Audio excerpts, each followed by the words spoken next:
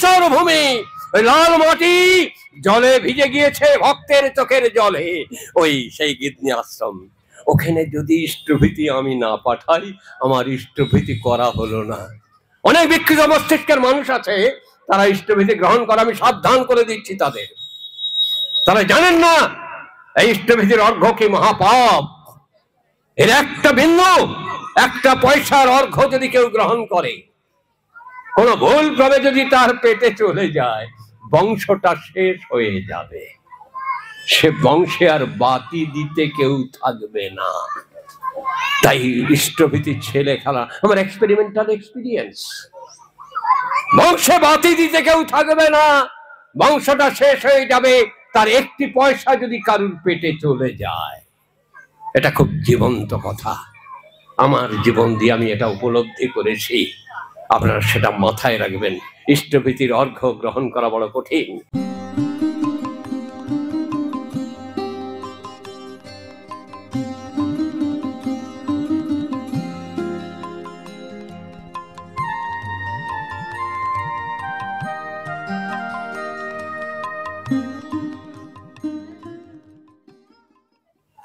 আজকের আমি আমার স্নেহের ভারত চট্টোপাধ্যায় এবং শুভজিৎ পালিতের আলোচনা শুনছিলাম। শুনতে শুনতে ওদের কথাগুলো আমাকে মোহগ্রস্ত করে তুলছিল। এত সুন্দর করে ভগবানের কথা বলা যায়, আমি যেন আমার মতো করে নতুন করে শিখছিলাম। আমার খুব ভালো লাগছিল। ওদের সঙ্গে এসে আমার যেন পরম প্রাপ্তি হলো। আপনারা যারা এখানে এসেছেন এই ধর্মসভায়, আপনারা নিশ্চয়ই আপনাদের প্রশ্ন যাচ্ছে না। সন্ধ্যা হয়ে গেছে, ঠান্ডা লাগছে, তার মধ্যে আপনারা সবাই বসে আছেন। কোথায় বসে আছেন? শ্রী শ্রী ঠাকুর নকুলচন্দ্রের একটা প্রতিকৃতি, তার সামনে আমরা আপনারা সবাই বসে আছেন। কেন বসে আছেন? ভগবানকে পাবো বলে, ভগবানকে কাছাকাছি পাবো বলে। ভগবান আকাশে থাকেন না, স্বর্গে থাকেন না। ভগবান কোথায় থাকেন? এই প্রশ্নগুলো যুগ যুগ ধরে করে এসেছে, আজকের নয়। সত্য যুগ বলে আজ থেকে 20,000 50,000 বছর আগে মহান ঋষি ভক্ত নারদ, যাকে দেবর্ষি বলে পূজা করা হয়, ইনি ঋত্বিক দেবতা, বিশ্ব চরাচরময় তার গতিবিধি। সেই নারদ দেবতার মনে প্রশ্ন জিগেছে, ভগবান কোথায় থাকেন? যিনি সারাটা জীবন ধরে ভগবানের কথা দিন দুনিয়া জুড়ে বলে এসেছেন, যার হৃদয় বীণার তারে নিত্য নিয়মিত ঝঙ্কৃত হচ্ছে তার সুর, যে সুর শুনে কবীন্দ্র রবীন্দ্রনাথ বলছেন, তোমার সুরে ভরিয়ে নিয়ে চিত্ত, যাব যাব যেথায় বেসুর বাজে নিত্য। তাহলে বেসুর যেখানে বাজে, সেই সুর নিয়ে ওই মহামতি নারদ দেবতা কিন্তু পৃথিবীর প্রান্ত থেকে প্রান্ত ঘুরে বেড়াচ্ছেন। আর সেই নারদের মনে প্রশ্ন জেগেছেন, ভগবান থাকেন কোথায়? চলে গেছেন গোলকে,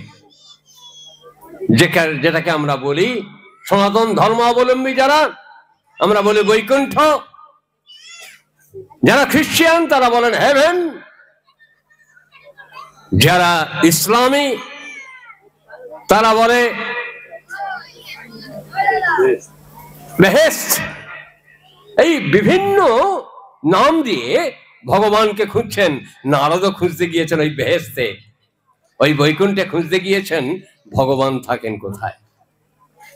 সেখানে গিয়ে দেখে লক্ষ্মী ঠাকুরানী একলা বসে আছে।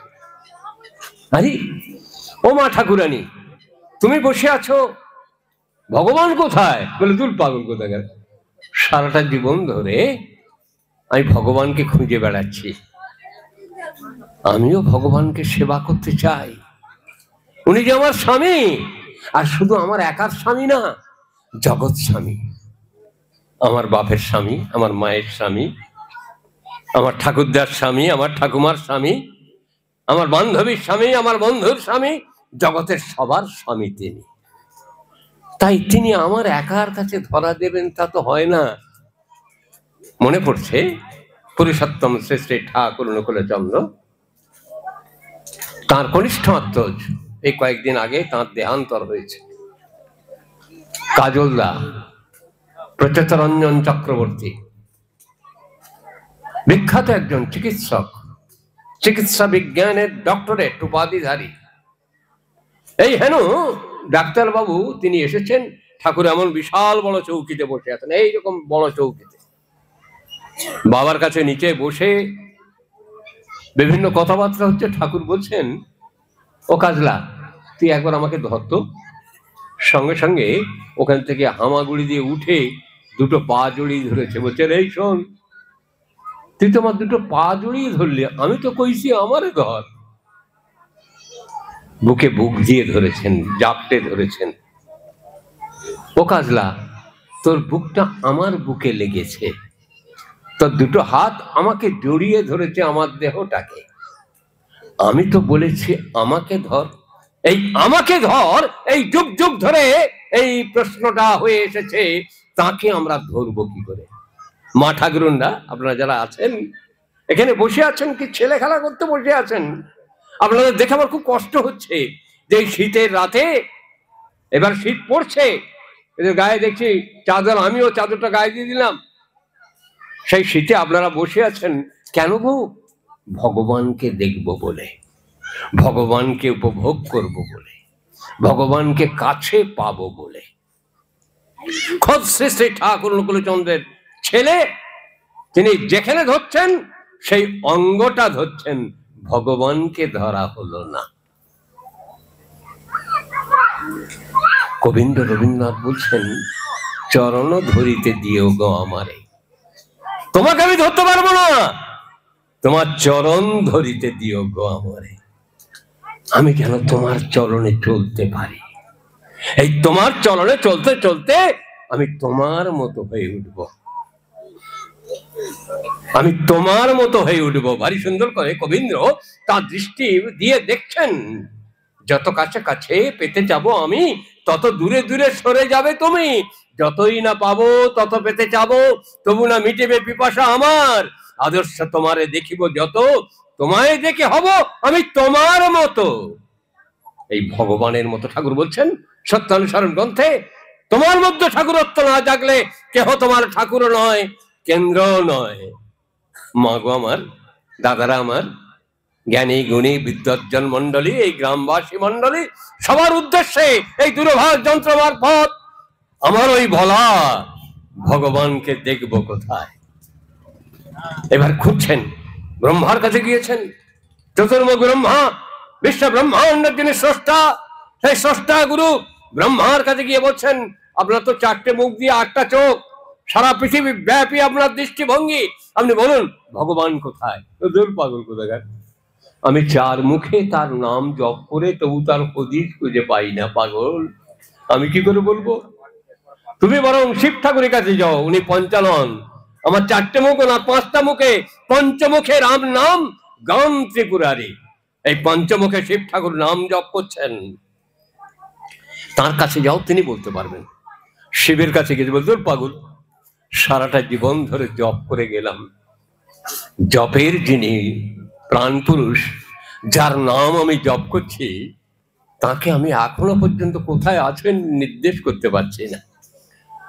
দেখবেন আপনারা নারদের ঢেঁকি বাহন, ঢেঁকি মানে এরোপ্লেনের মতো ডিজাইন দেখবেন, অর্থাৎ এরোপ্লেনে করে, তিনি আমার মতো ভিখিরি ঋত্বিক না, তিনি ঢেঁকি বাহন মানে প্লেনে করে তিনি সারা ওয়ার্ল্ড পরিক্রমা করছেন।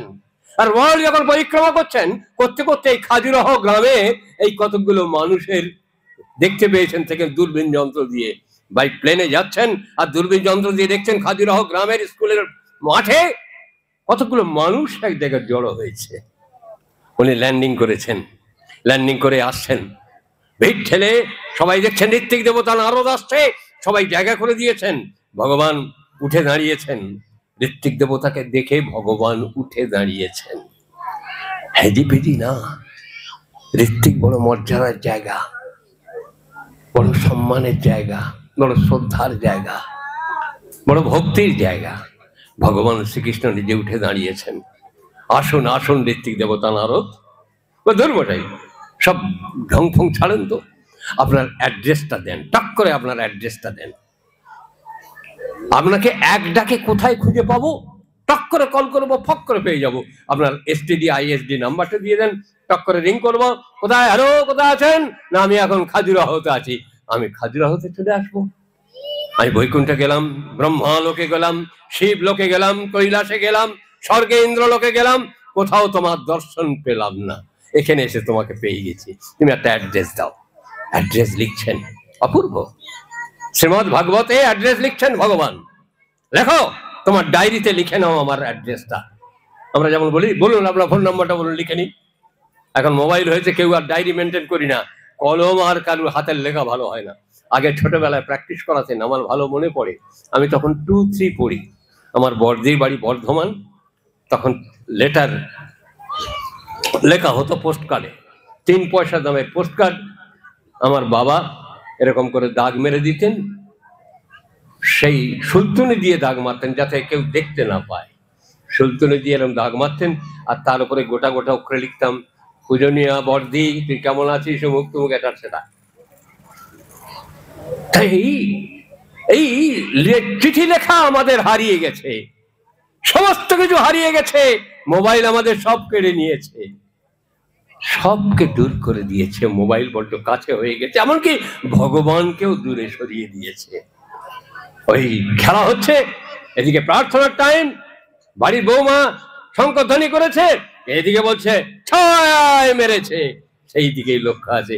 কিংবা কোন একটা সিরিয়াল হচ্ছে, আমার বাড়ির কুলবধূ মাতারা, তারা ওই সিরিয়ালে সন্ধ্যাবেলা দিচ্ছে না, সে শাঁখের ফু দিচ্ছে না, সন্ধ্যাবেলা বাতি জ্বালছে না, শ্বশুর মশাইকে প্রণাম করছে না, ভাসুর ঠাকুরকে প্রণাম করছে না, স্বামী দেবতাকে প্রণাম করছে না। সব ভুলে গিয়ে ওই স্বামীর বিরুদ্ধে কেমন করে ষড়যন্ত্র করা হয় এমন তোর একটা সিরিয়াল তারা কিন্তু দেখছে। কেমন করে একটা স্ত্রী তার স্বামীকে অবহেলা করবে, তার সিরিয়ালটা দেখছে মন প্রাণ দিয়ে। বাড়ির সংসার ধর্ম সব হারিয়ে গেছে।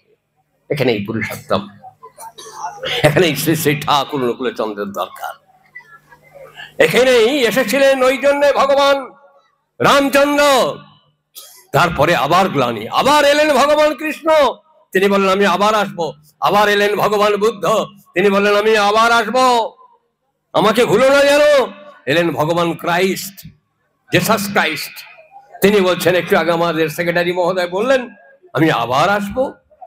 এই আমি আবার আসবো, ওই পুরনো গুলো নতুন হয়ে আসছেন, পুরনো গুলো নতুন হয়ে আসছেন, ওই টাকাটা বিভিন্ন ফর্মে আসছে।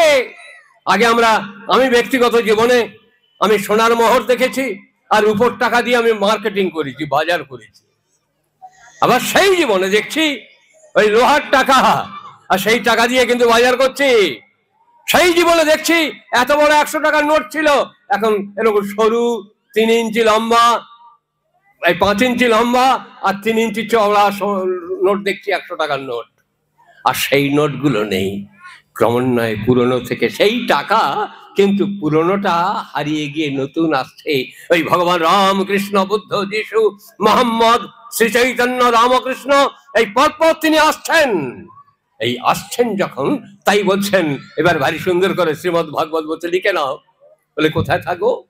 নাহং তিষ্ঠামি বৈকুণ্ঠে যোগিনাং হৃদয় নচ মদ্ভক্তা যত্র গায়ন্তে তত্র তিষ্ঠামি নারদ।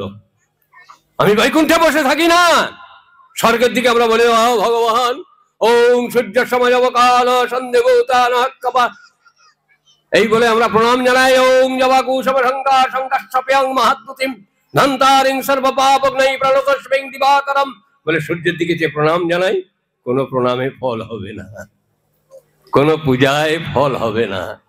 ভগবান শ্রীকৃষ্ণ তিনি বলছেন, শ্রীমদ ভাগবতে লেখা আছে, আমার কথা না, শ্রীমদ নারদ দেবতা লিখে নিচ্ছেন তার এই ভাগবত রূপ ডায়েরিতে। কোথায়?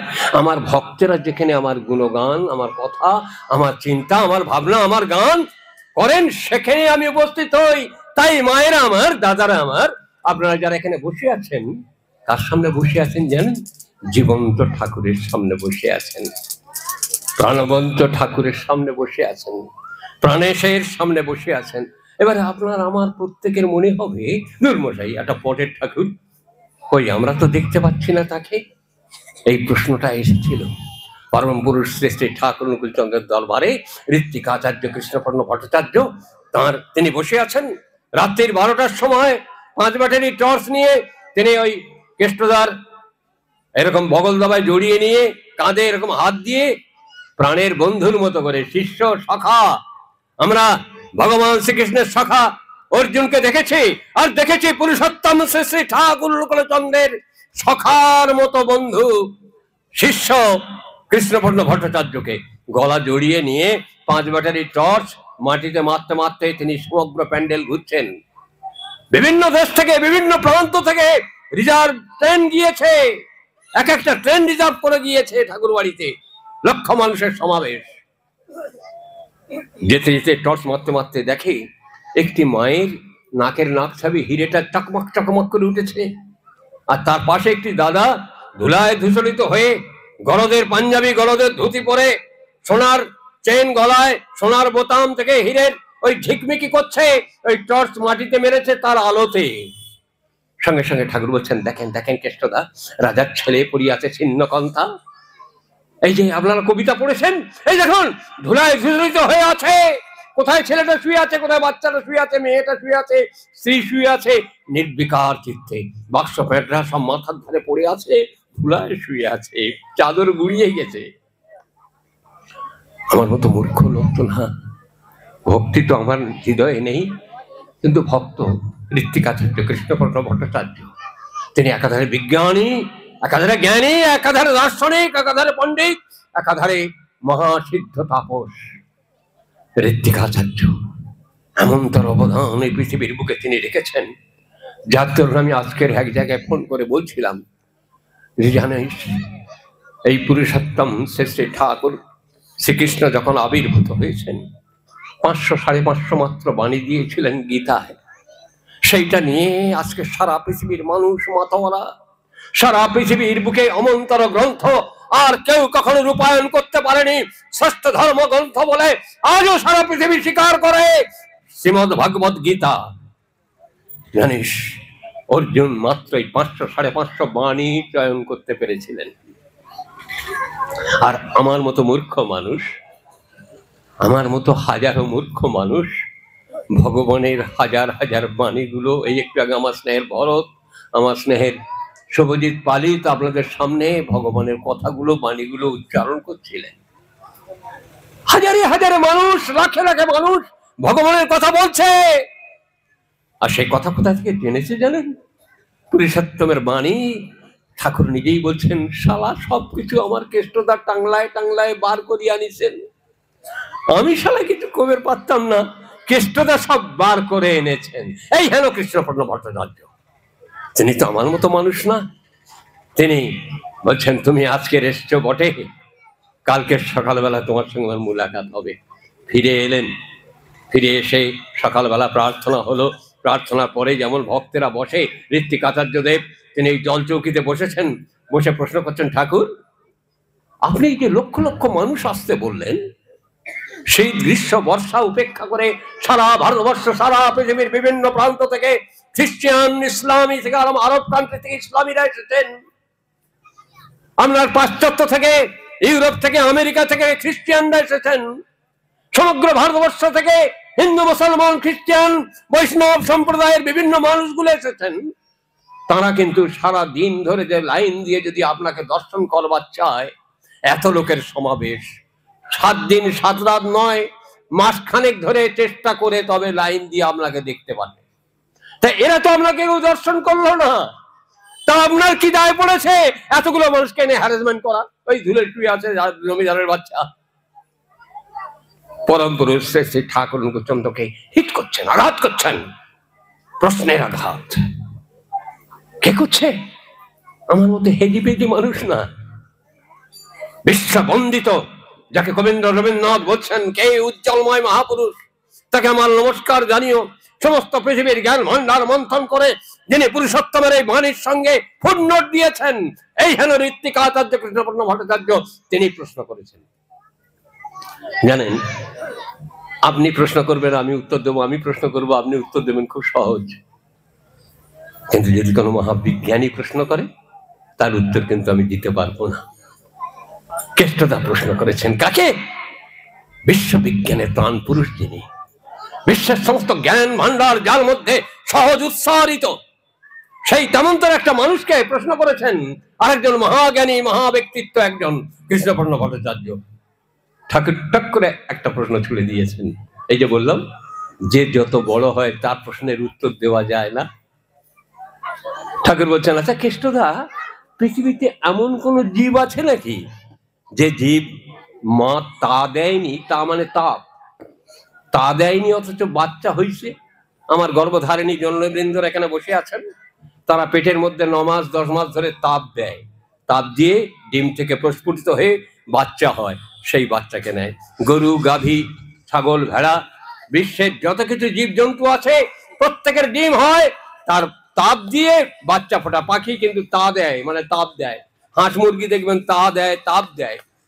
তেমন কিছু আছে জীব যে যার তাপ না দিয়েও বাচ্চা ফোটে?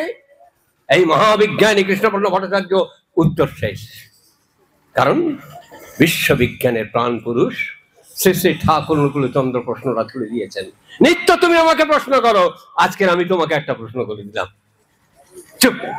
কিন্তু কেষ্টদা তো ছাড়নে ভালো না, অন্যান্য বিজ্ঞানীরা বসে আছেন, তাদের ইশারা করে বলছেন, এই শোনেন, আপনারা বলেন ঠাকুর আপনি কয়ে দেন।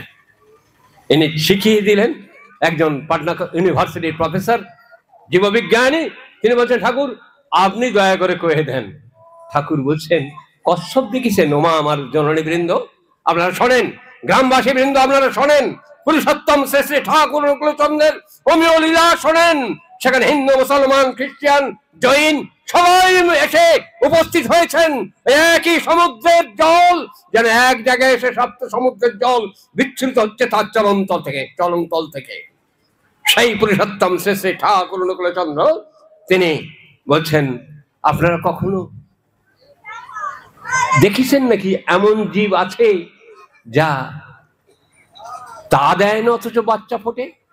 তখন বলছেন, কচ্ছপ দেখেছেন? কচ্ছপ নদী বা সমুদ্র বা পুকুরে দেখবেন এসে পাড়ে ডিম পেড়ে রেখে যায়। পুকুরের মাঝখানে, নদীর মাঝখানে, সাগরের মাঝখানে দুটো ডানা মেলে এরকম ভাসতে ভাসতে ওই দুটো চোখ বের করে চোখ দিয়ে ওই ডিমের দিকে এক পলকে দেখতে থাকে। এতগুলো ডিম যখন প্রস্ফুটিত হয়, তারা যখন একটু একটু করে বাইতে থাকে, তখন ওই মা এসে ওদেরকে গভীর সমুদ্রে বা গভীর নদীতে নিয়ে চলে যায়। ওদের চোখের দৃষ্টিতে তাপ আছে, ওই তাপ দিয়ে 50 হাত 100 হাত 200 হাত দূর থেকে মার দৃষ্টিতে তাপ দিয়ে ওই ডিম ফুটিয়ে বাচ্চা নিয়ে যায়। সবাই স্বীকার করলো, সত্যি তো, তাই তো। ঠাকুর এবার বলছেন, চলো চলো চোখে। কেষ্টদা, একটা কচ্ছপ যদি তার অতগুলো ডিমকে দৃষ্টি দিয়ে ফুটিয়ে তুলতে পারে, আপনারা আমাকে বলেন আমি বিশ্বত চক্ষু বিশ্বত প্রাণ, বিশ্বের সমস্ত কিছুর প্রতি আমার দৃষ্টি আছে, বিশ্বের সবকিছু সৃষ্টি আমি করেছি, আমার এই দৃষ্টি আপনারা আমার দেখবেন পাচ্ছেন না? লক্ষ লক্ষ কোটি কোটি মানুষ, সবার প্রতি আমার দৃষ্টি আছে। আমার এই দৃষ্টি ধোয়া হয়ে প্রত্যেকটা জীবন জীবন্ত হয়ে উঠছে, ফুটন্ত জীবন জীবন্ত হয়ে উঠছে। আমার মনে পড়ে এক সাধকের কথা। সাধকের কাছে ভগবান গিয়েছেন, ছদ্মবেশে ভগবান গিয়েছেন, সঙ্গে নারদ আছেন। গিয়ে বলছেন, সাধক তুমি কি চাও? মুক্তি চাও? আমি তোমাকে মুক্তি দিবার পারি। সে সাধক কি বলছে জানেন? হ্যাঁ, এটা একমাত্র সৎসঙ্গীরা বলতে পারে। আজকের সৎসঙ্গীরা তা বলতে পারে। পৃথিবীর বুকে আর কেউ বলবার ক্ষমতা রাখে না, একমাত্র সৎসঙ্গীরা সেটা বলার ক্ষমতা রাখে। তেমন তোর একজন সাধক, তিনি বলতেন, ধর্মশাই আপনি এসেছেন ভগবান? বলে, হ্যাঁ। আপনি কি আমাকে মুক্তি দেবেন মশাই? আপনি বরং আমার কাছে মুক্তি চান। বলে, কিরকম? বলে, আপনি তো বন্দী হয়ে আছেন। বলে, কোথায় বন্দী হয়ে আছি? বন্দী নেই, কাম, ক্রোধ, লোভ, মোহ, মদ, মাৎসর্য এই ষড়রিপু দিয়ে ক্যাপসুলেটিং ফর্মে আপনাকে আমি আটকে রেখেছি আমার অন্তর্জগতে। বিকশিত হতে দিচ্ছি না, প্রকাশিত হতে দিচ্ছি না। আত্মস্বার্থপরতা, দম্ভ, দর্প, অভিমান, পরুষ্য, এইগুলো দিয়ে আমি তোমাকে ঘিরে রেখেছি। আমি পারি তোমাকে মুক্তি দিতে, তুমি কি পারবে? তুমি বলো, তুমি আমার কাছে প্রার্থনা করো যে আমাকে তুমি মুক্তি দাও। বলে সাবাস বেটা, আমি তোমাকে মুক্তি দেব। পুরুষোত্তম শ্রী শ্রী ঠাকুর অনুকূলচন্দ্রের একমাত্র শিষ্যরা বলতে পারে আমি তোমাকে মুক্তি দেব। আমি অক্রোধী, আমি অমানি, আমি নিরলস, কাম, লোভ, জিদ বসি, আমি ইষ্টপ্রাণ, সেবাপটু, অস্থি বৃদ্ধি, যাজন, জৈত্র, পরমানন্দ উদ্দীপ্ত, শক্তি সমৃদ্ধ তোমারই সন্তান, প্রেম পুষ্ট, চিরচেতন, অজর অমর, আমায় গ্রহণ করো, আমার প্রণাম লও। এই আমি বলতে পারি আমি তোমাকে মুক্তি দেব, এই আমি মুক্তি দিতে পারি ভগবানকে। তাই আপনারা যারা এখানে এসেছেন, আপনার প্রত্যেকে ভগবানকে বলতে পারেন আমি তোমাকে মুক্তি দেব, আমি তোমাকে ভালোবাসি, তো তাই আমি তোমাকে মুক্তি দেব। আমি তোমাকে উপভোগ করতে চাই না, আমি তোমার উপভোগ্য হয়ে উঠব। আমাকে তুমি উপভোগ করো, আমি তোমার উপভোগের যোগ্য। আমি এসেছি তোমার উপভোগের পাত্র হয়ে, আমি তোমার কাছে কিছু চাই না, তুমি আমার কাছে কিছু চেয়েও নাও। এই শক্তি আপনাদের দিয়েছেন পুরুষোত্তম শ্রী শ্রী ঠাকুর অনুকূলচন্দ্র। আর পৃথিবীর বুকে কেউ কখনো এমন করে বলতে পারেন। আমি বিশ্বাস করি দাদারা আমার, মায়েরা আমার, আমরা এই মুক্তি দিতে পারি তাকে। আমরা যে ভালোবাসি তাকে, প্রাণ ভরে ভালোবাসি। নইলে ভালো না বাসলে এত দূর দূর দূরান্ত থেকে, কত দূর থেকে এসছে ওরা, এই বসে আছে এখানে, অশোক টশোকেরা সবাই বসে আছে। আরো কত দূর থেকে আমার মায়েরা এসেছেন, গর্ভধারিণী জননীর দল। কে আসে? আজকের একটু আগে গিরনী আশ্রমের কথা হচ্ছিল, বড় বিপ্লবের পীঠস্থান, সাধনার পরম তীর্থভূমি। আপনারা যে যাই বলুন, ওই তীর্থের ভূমির বুকে, ওই মাটির মধ্যে প্রাণ আছে, জীবন আছে। আজ থেকে প্রায় 50-55 বছর আগে আমি গান লিখেছিলাম, প্রিয় পরম দিয়েছে মোদের চরম নাম, এসো সেই নামে মন মাতাই, জনসমুদ্রে উঠেছে জোয়ার, এসেছে বান, এসো সেই মানে তরি ভাষায়, ভক্ত যেথায় ভগবান ভজে সেই তো তীর্থ জানি, ভক্ত পরশে সিক্ত হয়েছে গিরনীর সরভূমি। লাল মাটি জলে ভিজে গিয়েছে ভক্তের চোখের জলে, ওই সেই গিরনী আশ্রম। ওখানে যদি ইষ্টভীতি আমি না পাঠাই, আমার ইষ্টভীতি করা হলো না। অনেক বিকৃত মস্তিষ্কের মানুষ আছে, তারা ইষ্টভীতি গ্রহণ করা, আমি সাবধান করে দিচ্ছি তাদের। তারা জানেন না এই ইষ্টভীতির অর্ঘ্য কি মহাপাপ। এর একটা বিন্দু, একটা পয়সার অর্ঘ্য যদি কেউ গ্রহণ করে, কোন ভুল ভাবে যদি তার পেটে চলে যায়, বংশটা শেষ হয়ে যাবে। সে বংশে আর বাতি দিতে কেউ থাকবে না। তাই ইষ্টভীতির ছেলে খেলা আমার এক্সপেরিমেন্টাল এক্সপিরিয়েন্স।